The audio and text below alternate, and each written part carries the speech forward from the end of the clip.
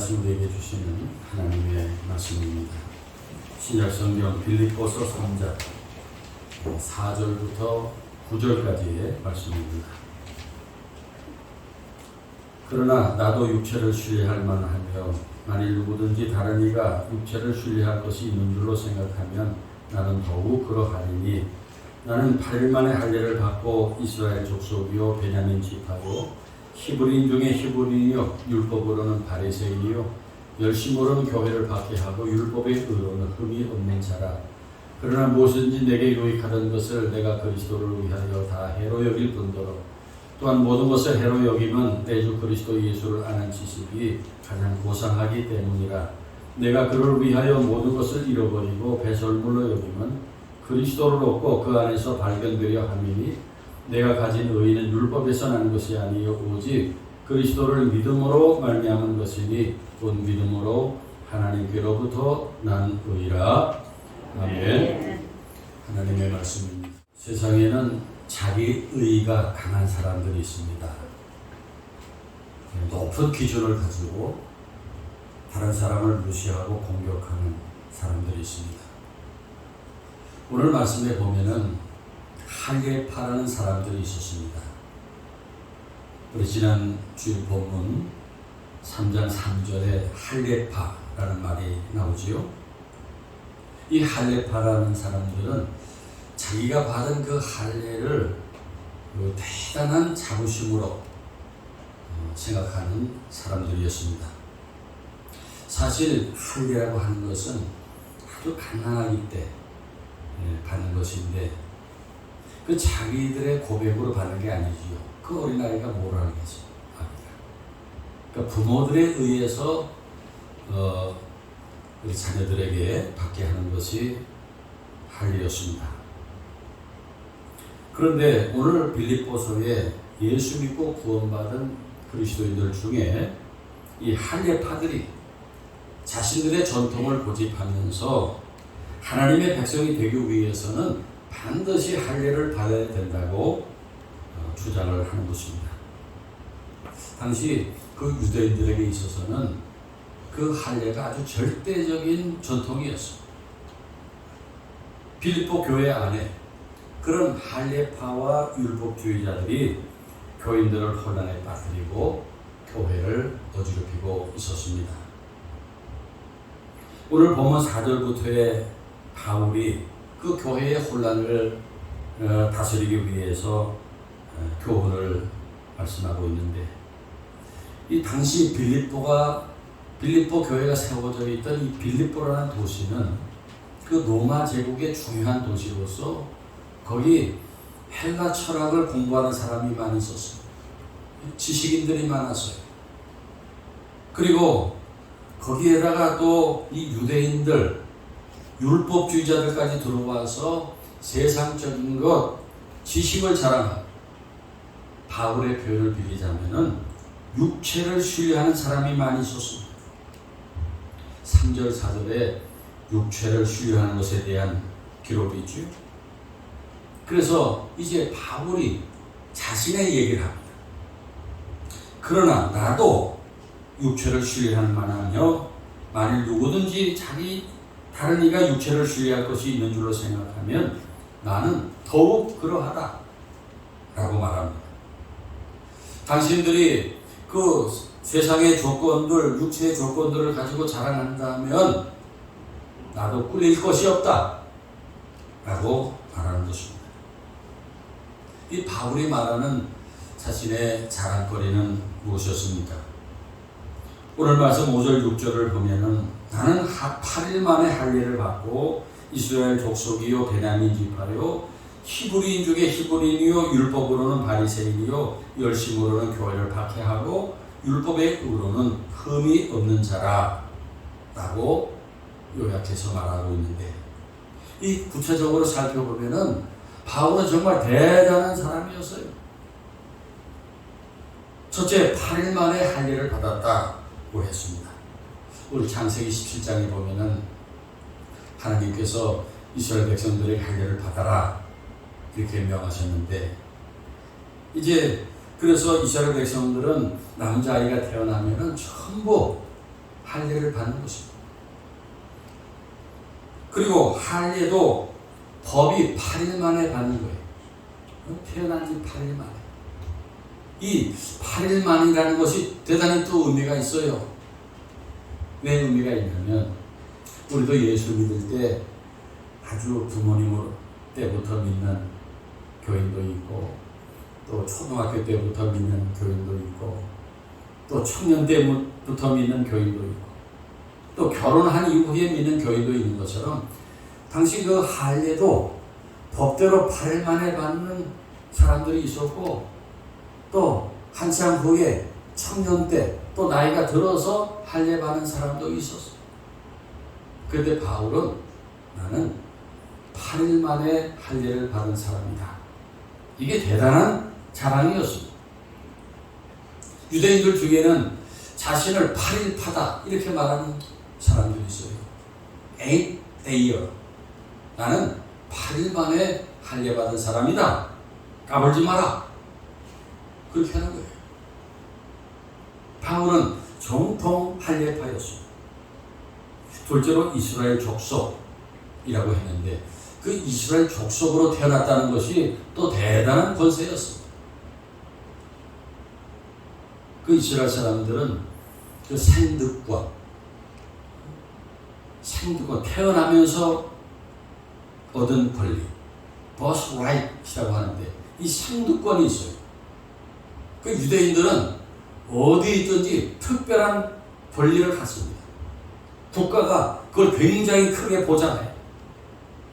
지금도 전 세계에 흩어져 있는 유대인들이 그 이스라엘로 이주한다고 하면은 모든 것을 비용 다 대주고 집도 주고 다 보장합니다. 그 이스라엘 족속이라고 하는 그 권세가 대단해요.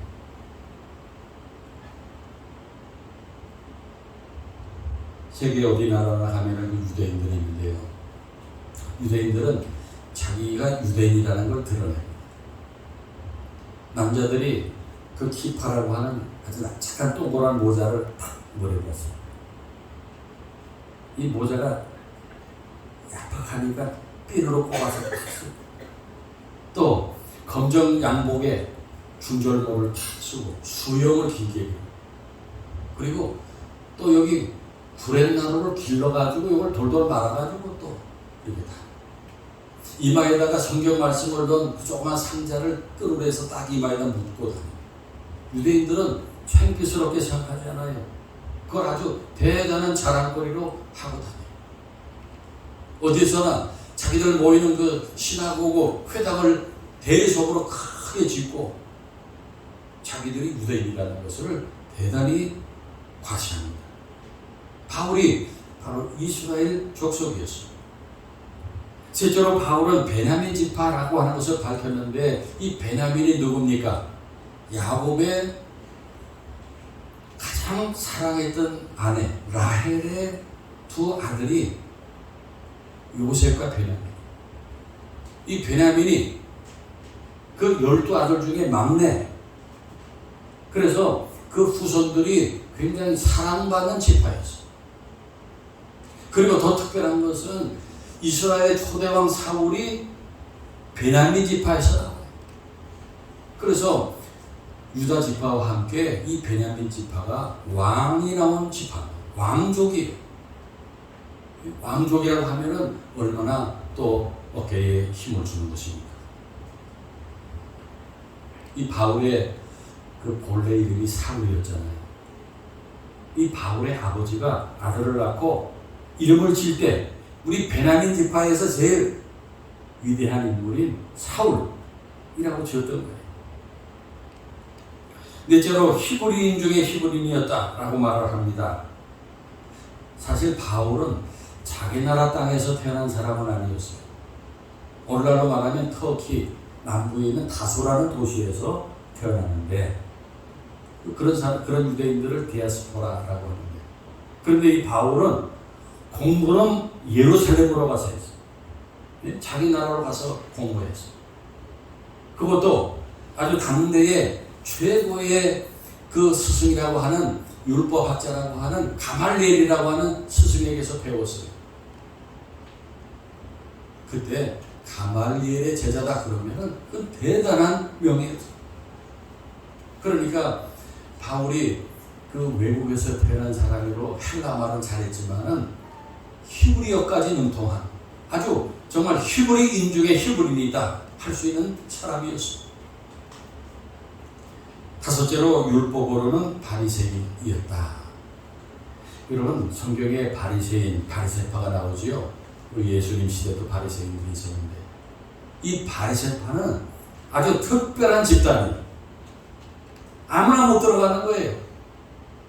여기에 들어가려면 굉장히 어려운 그런 과정을 거쳐서 들어갈 수 있는 아주 대단한 특별한 집단이었어요. 바울이 그런 과정을 다 거쳐서 바리새파에 들어갈 정도의 그런 사람이었습니다. 여섯 번째, 열심으로는 교회를 박해했다. 당시 교회와 그리스도인들을 그 유대교인들이 볼 때는 아주 타도의 대상이에요. 요즘에 우리 교회들이 이단들, 신천지, 통일교, 구원파 이런 이단들에 대해서 굉장히 경계하고 하는 것처럼 그 유대인들에게 있어서는 그리스도인들이 바로 그런 타도의 대상이에요. 그것도 이 바울은 그냥 생각만 한 것이 아니라 행동파예요. 기독교인들을 잡아서 때리고 가두고 박해한 그 기록을 딱 갖고 있는 거예요. 내가 이런 사람이라는 거예요. 이런 유대인이라는 거예요. 일곱 번째, 율법의 의로는 흠이 없는 자였다. 여러분, 율법의 의로 흠이 없다는 말이 무슨 뜻일까요? 율법을 다 지켰다. 율법 100가지면 100가지 자기 다 지켰다는 거예요. 무서운 사람 아닙니까? 여러분 성경을 보면은 가장 기본이 되는 율법이 10계명이에요. 그 다음에 신명기, 레위기에 보면은 그 율법이 많이 나와요. 거기 보면 예배드리는 제사법, 또 정결, 의식, 또 우리 사람들과의 관계에서 지켜야 되는 민법, 도덕법, 여러 가지 법들이 있는데 이 법들을 기본적인 것만 이렇게 정리해도 613가지입니다. 하라 하는 법이 248가지. 하지 마라 하는 법이 356가지. 613가지가 율법이에요. 근데 바울은 난 흠이 없다. 613가지 자기 다 지켰다고 말이에요. 얼마나 무서운 사람이에요. 그러니까 바울은 정말 굉장한 사람입니다. 학벌도 대단했고 또 신분도 대단했고 종교적으로도 대단했고 보통 자랑할 것이 없으면은 자기 친척들까지 이렇게 동원해서 자랑하잖아요. 우리 친척 누가 누구다. 바울은 그럴 필요가 없어. 자기가 대단한 사람이에요. 그런데 여러분 우리가 좀 생각해 봐야 될 것이 유대인들, 율법주의자들, 또 바리새파들이 기독교인들을 왜 미워했을까요? 기독교인들을 왜 자꾸 죽이려고 했을까요? 그 이유는 이렇습니다. 그 유대교의 그 율법이 대단한 거예요. 그 기준이 대단한 거예요. 그 유대교인으로 살아간다는 그 스탠다드, 그 기준이 대단한 거예요. 그런데 기독교인들 보니까 하나님 믿는다는 사람들이 시시하게 하는 거예요. 기준을 낮춰놓고 있는 거예요. 자기들이 하나님 믿는 사람은 이 정도 기준으로 살아야 된다라고 해놨는데 기독교인들이 보니까 그렇게 안 살아요. 기준을 낮추고 있어요. 수준을 낮춰놓고 있어요. 유대인들이, 바리새인들이 화가 나는 거예요. 아니 우리는 613가지나 지금 열심히 지키면서 죽을 고생하고 신앙생활하는데 기독교인들 보니까 기도도 하지 않고 형편없이 하는 거예요. 그런 복음 전하는 기독교인들, 우리 바울을 미워하지 않을 수가 없었어요. 자기들이 그렇게 높여놓은 그 기준을 기독교인들이 형편없이 낮춰놓고 있는 것입니다. 정말 그랬을까요? 여러분, 하늘교회 교인이 되려면 10가지를 지켜야 교인이 될 수 있다. 만약에 그렇다면 하늘교회 교인이 되려면 금식 기도를 일주일 반드시 해야 된다. 금식 기도를 열흘 반드시 해야 된다. 또 조금 낮춰가지고 새벽 기도를 하루도 빠지지 말고 한 달을 새벽 기도 해야 된다 라고 한다면은 그거 잘 지켜도 교인이 되겠다 할 분들이 계실까요?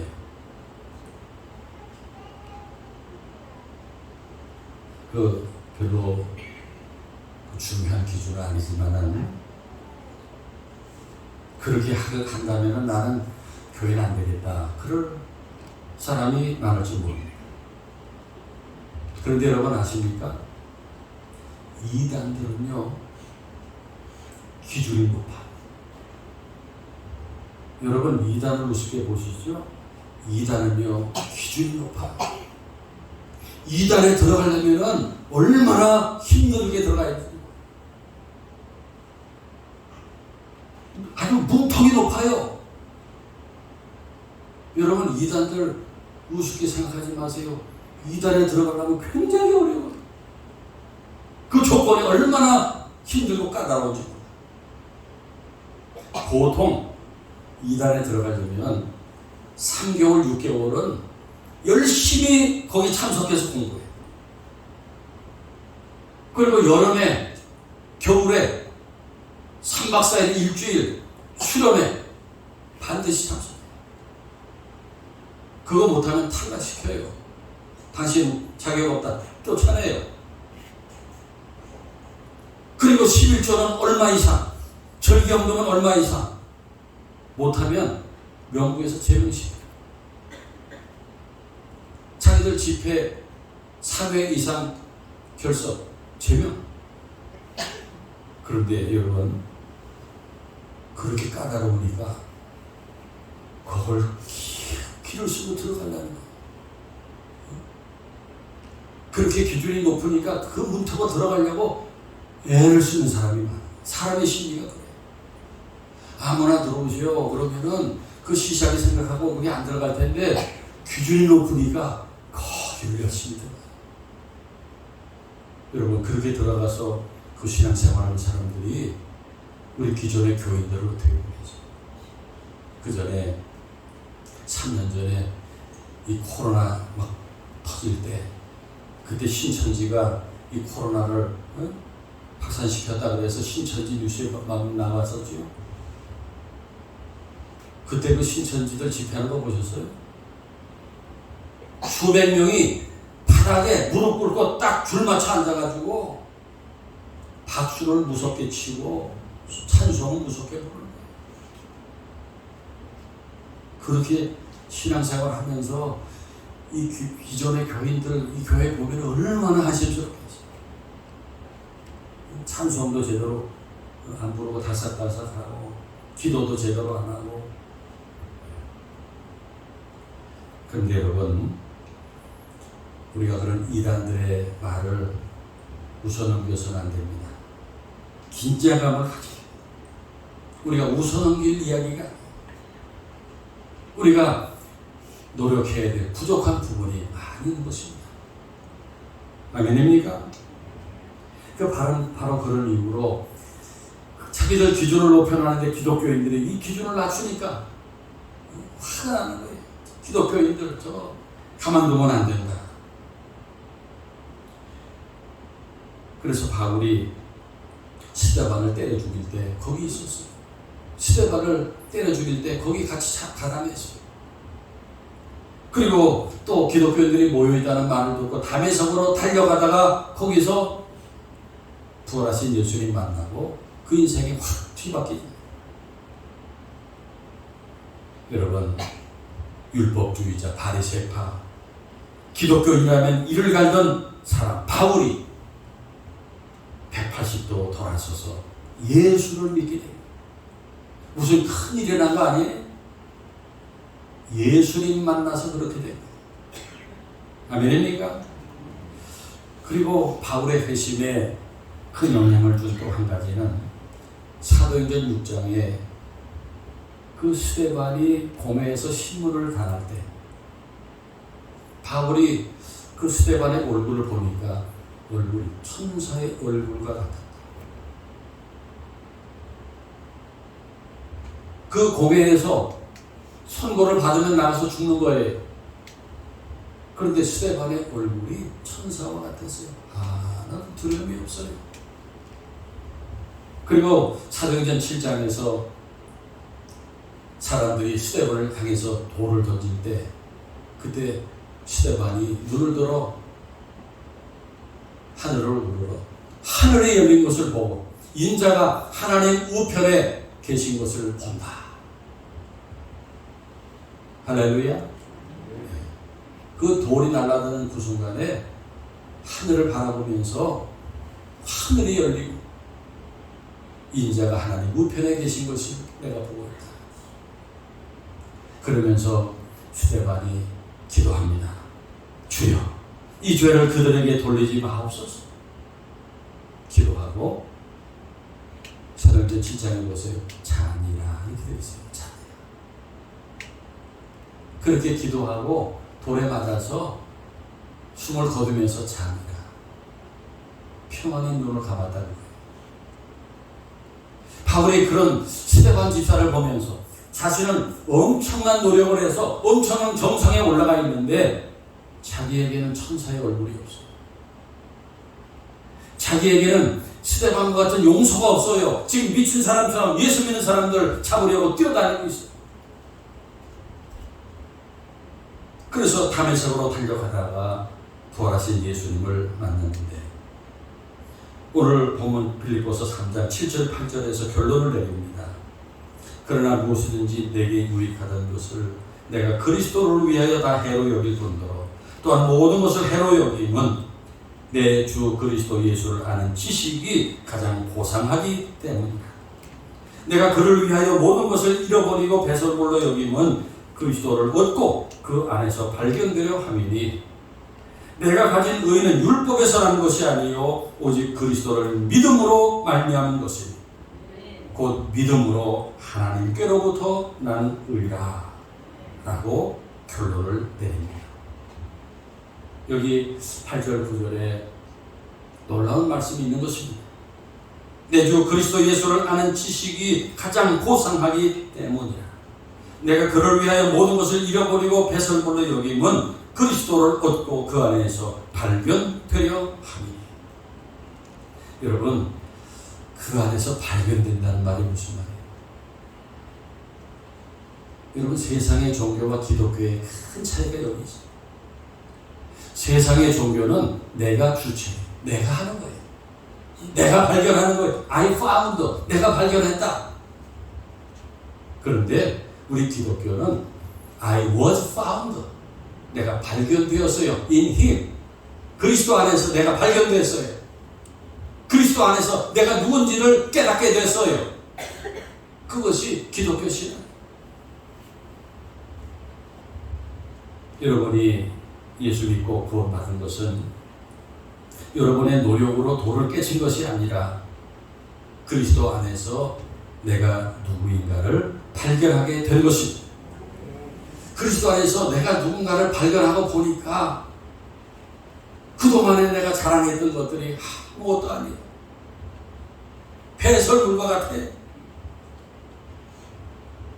육체를 신뢰했던 것들이 아무것도 아니었어요.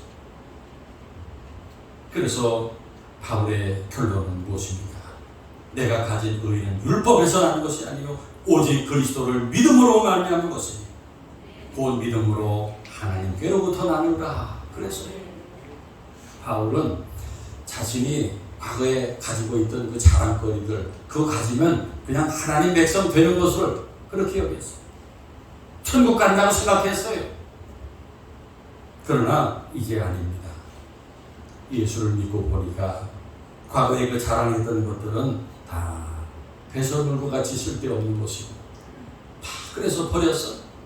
그리고 이제는 오직 예수 그리스도를 믿는 믿음으로 그 의로 구원을 받게 된 것을 고백합니다.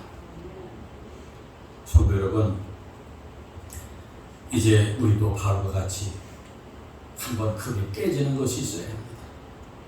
크게 깨져야 한다고 말씀드리는 것은 오늘 우리들의 신앙과 이 태도 속에 복음적이지 못한 것이 있어요. 가끔씩 흉악범들이 뉴스에 나옵니다. 사람을 몇 명 죽였다. 그 전에 고재로 또 그 이후에도 몇 명이 있었어요. 그런데 가끔씩 우리 기독교 신문이나 이렇게 보면은 그 사람이 예수를 믿었다는 거예요. 그리고 죽으면서 사형당하면서 기도하고 그리고 거기 있는 자기 죄수들한테 다 예수 믿고 천국에서 만나자 그러고 죽었다는 거예요. 그리고 결론이 이 사람도 이렇게 구원받고 천국 갔다 이렇게 되었어요. 그런데 여러분 그런 뉴스를 딱 보게 될 때 좋다 그런 마음이 안 들어요. 이게 말이 돼? 아니 이런 사람이 어떻게 천국 가? 이런 흉악범이 천국 간다는 게 말이 돼? 이런 마음이 우리 속에 먼저 들어가요. 이것이 바울이 처음 가졌던 생각이에요. 기독교인들에 대해서 가졌던 생각이에요. 그런 마음이 우리에게 있는 것입니다. 오늘날 우리들도 모르게 나 정도는 믿어야 구원받았다고 할 수 있지. 나 정도는 신앙생활해야 천국 간다고 말할 수 있지. 그런 생각이 없습니까? 그런 복성이 없습니까? 우리들이 같이 신앙생활하는 교우들에 대해서도 너그러운 눈으로 보지 못하고 저래서 무슨 교인이야, 저래서 무슨 신앙이야, 우리가 그렇게 볼 때가 많이 있습니다. 그런 시선이 바로 유대인들이 기독교인들에 대해서 가졌던 안목입니다. 어떤 교회에서 아주 교인들 사이에 사이가 안 좋았대요. 아주 원수처럼 지내는 그런 교인들이 있었대요. 그 한쪽에서 그랬대. 나 저 사람이 천국 가면 난 천국 안 가. 그랬대. 얼마나 유치한 일이에요. 그런 속 좁은 믿음이 기독교인이라고 할 수 있겠습니다. 혹시 여러분 중에 적어도 나 정도 믿어야 천국 갈 수 있지, 나라면은 천국 가는 거 당연하지 라고 생각하는 분이 계십니까? 아닙니다. 당연히가 어디 있어요. 천국은 은혜로 가는 것이지요. 우리의 공로, 우리의 의가 어디 있어요? 천국은 예수 그리스도께서 나를 대신하여 죽으신 십자가의 은혜로 가는 것이지요. 여러분, 우리가 조금만 잘못 생각하면 우물 안에 개구리가 돼서 우리의 신앙이 바리새인의 신앙이 될 수 있어요. 은혜의 복음을 바리새인의 복음으로 변질시킬 수가 있어요. 여러분, 교회는 가치관이 뒤집어지는 곳이 되어야 합니다. 교회도 다를 것이 있나? 이렇게 생각하는 것 때문에 교회가 세속화돼요. 우리들의 속 좁은 신앙이 전도의 문을 가로막습니다. 오늘날 우리가 그런 식으로 신앙생활하고 사람들을 대하면은 엄밀하게 말해서 복음을 변질시키는 거예요. 예수님의 복음은 그런 복음이 아니었어요.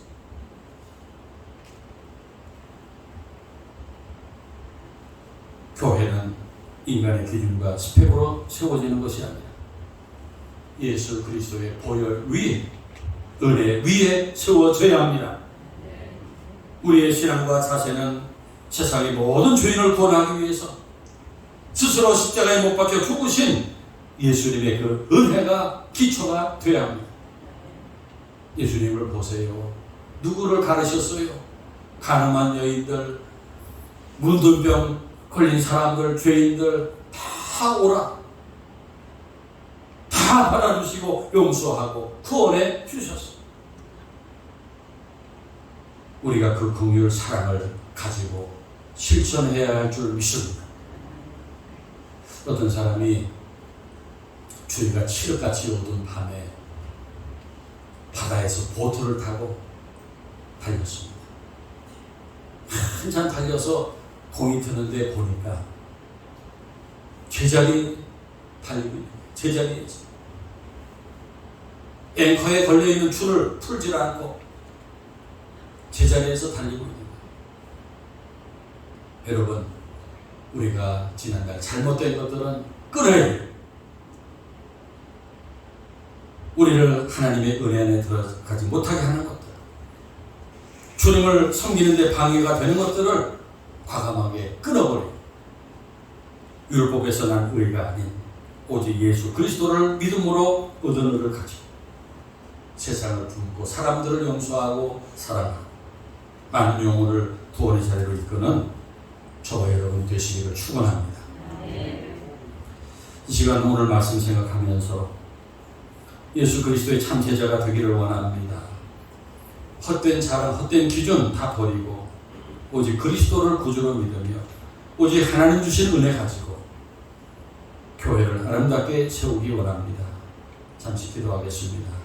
그리고 또 한 가지, 현재 코로나가 여전하고 전쟁의 위기가 고조되고 기상이변이 극심하고 지금 개인적으로 힘들게 어렵게 살아가는 우리 이웃들이 많이 있습니다. 우리 하나님의 선하심이 함께 하시도록 우리 잠시 기도하겠습니다. 하나님 아버지, 오늘도 말씀을 통해서 우리가 그리스도의 참 제자로 참 믿음으로 사는 것이 어떤 것인가 말씀해 주시니 감사합니다. 바울이 자랑했던 과거의 모든 그 자랑들 다 배설물과 같이 버리고 오직 예수 그리스도를 구주로 믿는 그 의를 가지고 하나님이 주신 은혜를 가지고 이제 그리스도의 사도가 되었습니다. 하나님, 저희들도 이제 헛된 자랑 다 버리고 오직 그리스도를 구주로 믿는 믿음으로 예수님의 사랑을 실천하며 교회를 아름답게 세우게 하여 주시옵소서. 내 믿음을 바로 세우게 하여 주시옵소서. 하나님 아버지, 지금 이 코로나 감염이 여전합니다. 우리 대한민국에 많은 사람들이 계속 감염되고 있습니다.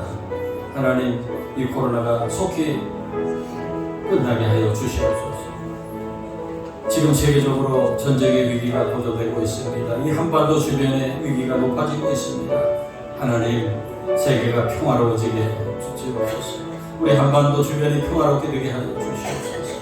아버지 하나님, 또 기상이변이 지금 극심합니다. 주 유럽에 지금 폭염과 지금 기근이 가뭄이 극심합니다. 또 우리 아시아에는 또 많은 홍수가 나고 있습니다. 하나님이여, 이런 기상이변이 멈춰지게 하여 주시옵소서. 개인적으로 힘들고 어렵게 살아가는 우리 이웃들이 많이 있습니다. 하나님이여, 긍휼히 여겨주시고 하나님의 선하심으로 저들을 다스려 주시옵소서.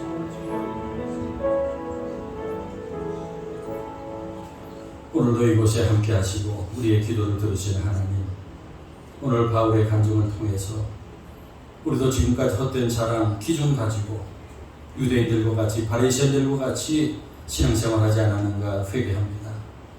이제 저희들 그런 자랑 다 버리고 오직 예수님을 닮고 본받는 제자들로서 살아가게 하옵소서.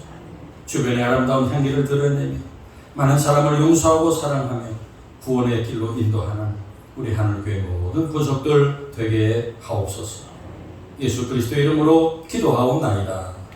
아멘.